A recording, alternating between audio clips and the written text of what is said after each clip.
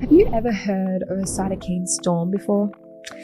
In fact, many of you probably heard it in relation to COVID-19. In case you don't have a definition or your mind has chosen to forget everything to do with COVID, a cytokine storm involves the acute and intense flooding of inflammatory antibodies that are released to counter a pathogen or heal a wound.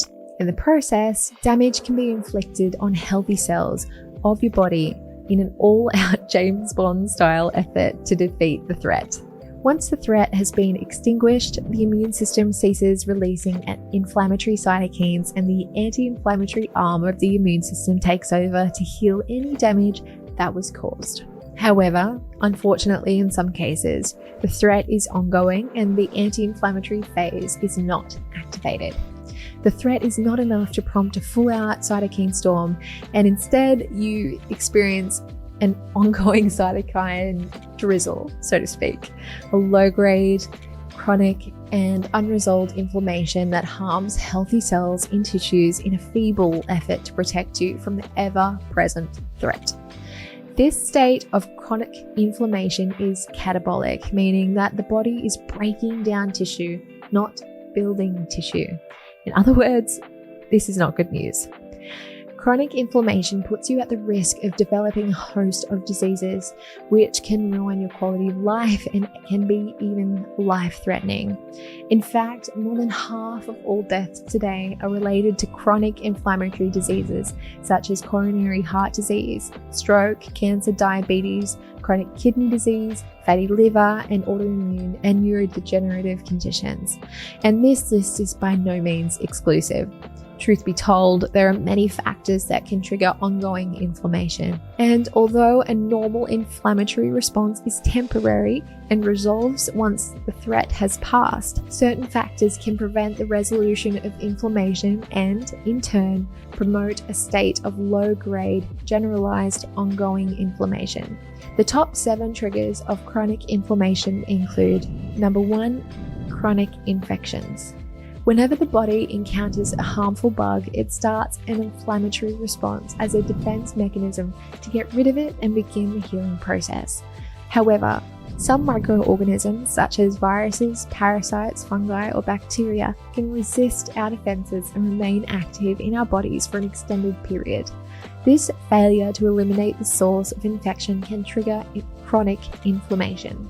Examples of chronic infections include cytomegalovirus, or CMV, Epstein-Barr virus, hepatitis C virus, and Candida overgrowth. Number 2 is toxic exposures. Another trigger of chronic inflammation is exposure to low levels of a particular toxin or foreign material that cannot be easily eliminated. Examples include air pollutants, heavy metals, prescription drugs, pesticides, chemicals in foods, food packaging, personal care products, and household cleaners. For example, the US Federation Tox 21 program has tested more than 9,000 chemicals to which people are commonly exposed and found that many drive inflammation and inflammation-related diseases. Number 3 is poor sleep. Research shows that inflammatory molecules in the body, such as cytokines, interleukin-6, and C-reactive protein are usually elevated among people who are not sleeping well. A sleep shortfall raises blood pressure, alters the body's stress response system, interferes with normal brain function, and activates many inflammatory processes. Number 4 is chronic stress. It's natural and normal to be stressed sometimes, but facing persistent psychological stresses such as high-demand jobs, financial insecurity, or living in a dysfunctional marriage or family can drain your psychological resources and push the inflammation dial up. Number 5 is a lack of exercise. Did you know that over 30% of the world's population is considered physically inactive and does not meet the minimum recommendations for regular physical activity?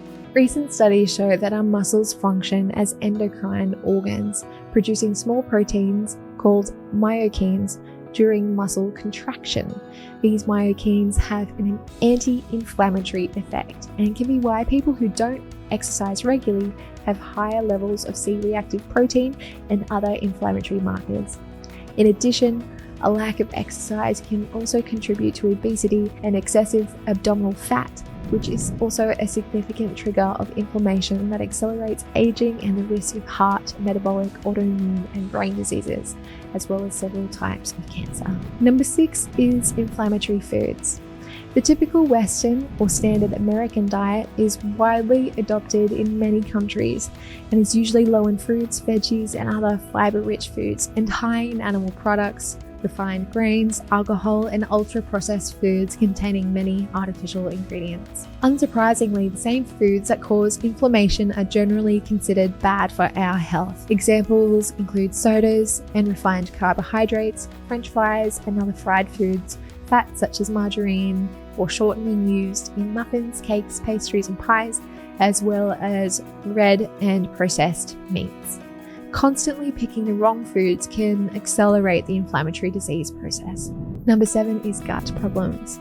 If you have what we call dysbiosis, which is an imbalance of good and bad bacteria in your gut, this can trigger inflammation in various ways.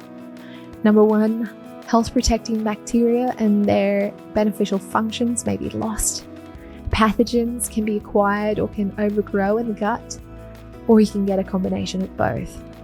An imbalance in gut microbes can also impact the gut barrier, the intestinal lining of the cells that, when working properly, forms a tight fence that controls what gets absorbed into the bloodstream.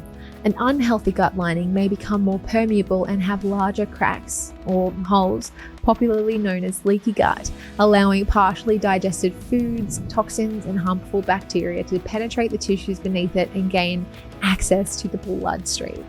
This triggers the immune system and promotes ongoing inflammation. All of these things trigger inflammation, but did you notice that most of these things you can do something about?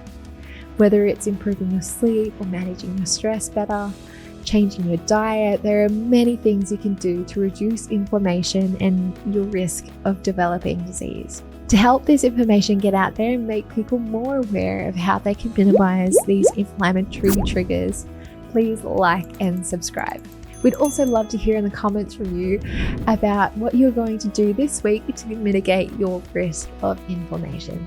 And if you'd like to learn more about what you can do to improve your sleep, check out our episode here, where you can find out some of the tried and tested strategies to make sure you get those 7 to 8 hours of blessed sleep.